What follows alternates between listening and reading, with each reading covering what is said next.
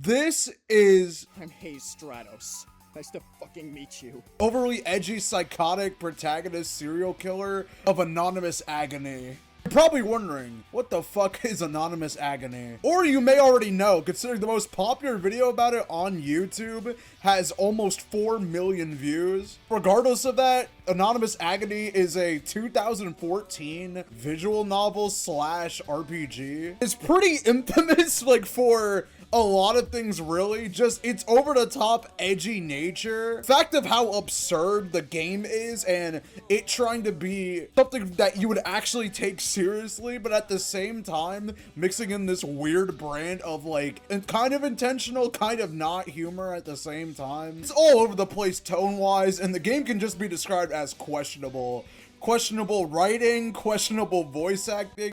Looks like you have a dropped call. Might I suggest a new service provider? You kinda suck.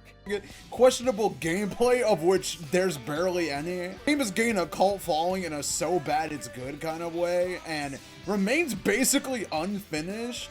Janky overall. A lot of the game is pretty simple. You're Haze, this delinquent teenager who has a soft spot for his younger sister, and after she talks to some dude online, he ends up getting sexually assaulted by him, and he's basically being the only one who actually gives a shit about his sister at all. Her family does not really care at all and are horrible people. Basically becomes this like overly edgy light Yagami slash wannabe Punisher, goes online and kills pedophiles and basically lures them in kind of like Chris Hansen meets Punisher, and kills them in the most brutal ways in an over the top narrative that you just have to play. The game's completely free on Steam, or if you don't want to play it, which is understandable, definitely check out the video by Mandalore, which I'll leave in the description. But in this video, we're gonna be going over every crime that Haze has committed throughout the games, considering how much like crimes he actually does without facing any sort of like repercussions from the law, even though his neighbor is literally a police officer. Just the sheer stuff he gets away with is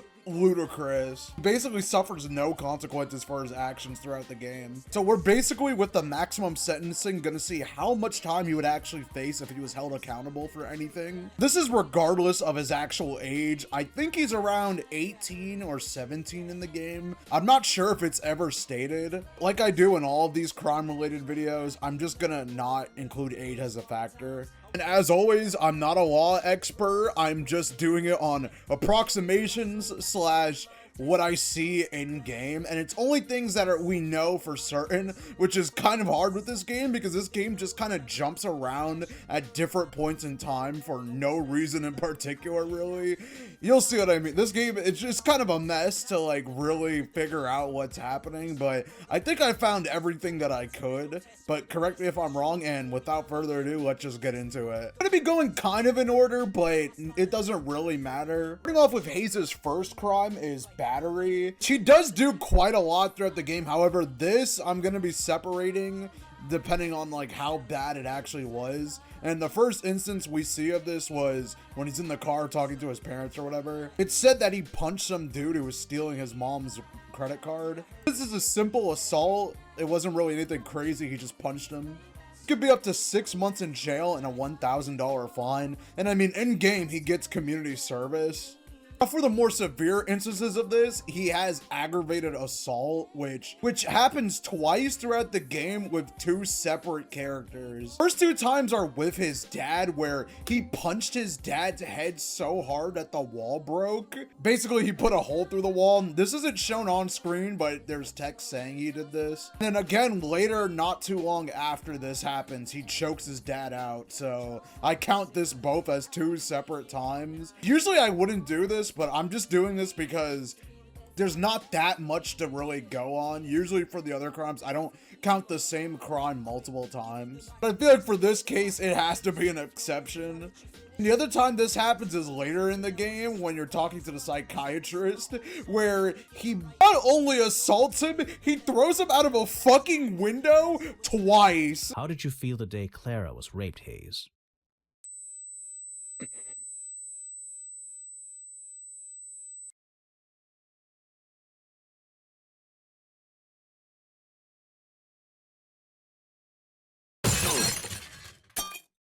From me, Haze.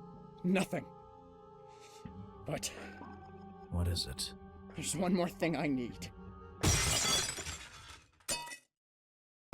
He literally, the first time he throws him out of a window, and then again later he throws him out of a window. The second time for literally no reason, by the way. Yeah, this also counts as destruction of property. And for case you're wondering, this doesn't count as murder because he survives. I'm not too sure about the second time, but definitely the first time. And it's implied that it's like at least the second story, so you could count this as attempted murder, as well as attempted murder for the third pedo that he lures in at the very end of the game. And this is attempted because he never actually kills this guy. He gets like low-key kind of folded by this guy due to his own emotions getting the better of him.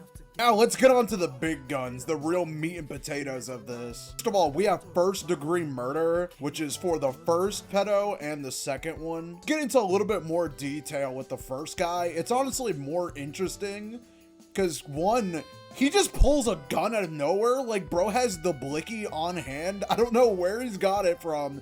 Now, I'm assuming it's from one of his parents, but I'm gonna count this as illegal possession of a firearm because nobody in this family is sane enough to reasonably have a firearm like this. Especially, it can't be in a locked area if Haze just can get to it this easily. And also, he's like literally not an adult. He's not old enough to own a weapon like this. There's also obviously unlawful use of a firearm. I mean, he fucking bust a cap in this dude. This next one's also kind of goofy. I don't know whether, because there's a lot of layers to this one, but I mean, he steals this guy's weed. So I would count this as theft. I mean, it's only a misdemeanor, so he'd get a year max for it. But it's like, at the same time, the reason I said it's just kind of complicated and funny is just because he killed this dude, stole his weed. The guy, obviously, weed is not legal. Well, I don't know what state this game is taking place in, but it's in one of those, like, you know, like little baggies that like you would get from like a dealer. And also, I guess this would count as illegal drug possession, which for something like weed would be by the ounce, but since we don't know, just say 18 months if it's more than 6 ounces, which is what I found. Our next crime we have is a recurring one on this channel, you know, a good old classic, mutilation of a corpse, because, yeah, the next day after he murders the first guy, he chops his body up and feeds it to a bunch of dogs in the junkyard. And also, despite his good, in quotes, gesture, or, you know, trying to feed the dogs, I looked it up, and as far as I can tell, this is some level of animal cruelty. Because, I mean, well, obviously, feeding body parts of a deceased human to a bunch of stray dogs isn't exactly, you know, something you should be doing. Good, I thought you guys would. It's Fresh Pedophile. I have plenty more for you guys to eat soon. Going back to my postal video, animal cruelty, and that was 25 years in jail. And I'm only going back to that video just because there wasn't any specific given amount of time for this. It's just animal cruelty in general. Also manslaughter, which is for the second guy. He kills, well, technically there's 2 different options. There's, you can make him kill himself, which that counts as manslaughter. If I'm using the same rules that I used in the Class of '09 video with Nicole, where making someone else commit suicide is technically manslaughter. This might be wrong, but like I said, I'm not an expert, and correct me if I'm wrong, but that's how I've been doing it for all of these other videos. There's also, in general, conspiracy to commit a crime, basically planning out, like, how to commit a crime, which he does do. I mean, all of these crimes that he's been committing has been planned out for the most part, at least when it comes to, like, you know, hunting people down online. He even has this little hacker assistant person that helps him out with it too, so this technically can also be considered aiding and abetting, which can be up to 15 years. And with that, that's basically gonna be all the crimes that I've counted throughout this game. Now, I'm not sure if this is actually correct, as, like I said, this game's narrative just kind of bounces around all over the place, and the story is kind of told out of order a little bit. Or at least things that should be told in one way are told a different way, and not everything is clear and like on screen, so it made this a little bit trickier than the other ones. And the game's short, it's only 5 hours, unlike most of the other games that I've talked about, which are either multiple series or are spanning throughout like multiple hour-long games. And with this game's sequel or a part 2 continuation, whatever, last being seen over like 3 years ago, I think, like we'll probably never get a full sequel to this game, so thought I might as well just do it now, but without further ado, let's tally up all of the crimes. And with the combined total of 430. Now with this number, this makes him the new 3rd spot, taking Nicole's place. And this still leaves Adachi from Persona 4 as the lowest number so far. Honestly, I'm surprised how high Haze got. I mean, I knew he was gonna be higher than both Nicole and Jekka, because, you know, his crimes are more like actually violent, unlike those two. Where a lot of their crimes, even the violent ones, are indirect or related to other things. But yeah, this game, like I said, is a hilarious mess, and you could just play it on Steam. It's completely free, and I'd recommend it if you're just bored and have literally nothing else to do. Check out the game. And yeah, I've been meaning to make more crime videos for a while. I just didn't want to burn people out with them because I was doing them like back to back to back. But hey, this was just one I thought would be funny to do. It's also pretty quick, it wasn't really that long. So yeah, hopefully you enjoyed, and if you want to see more videos, let me know below. Like what characters you want to see next. I'm always open to suggestions. And yeah, that's basically gonna be it. See ya.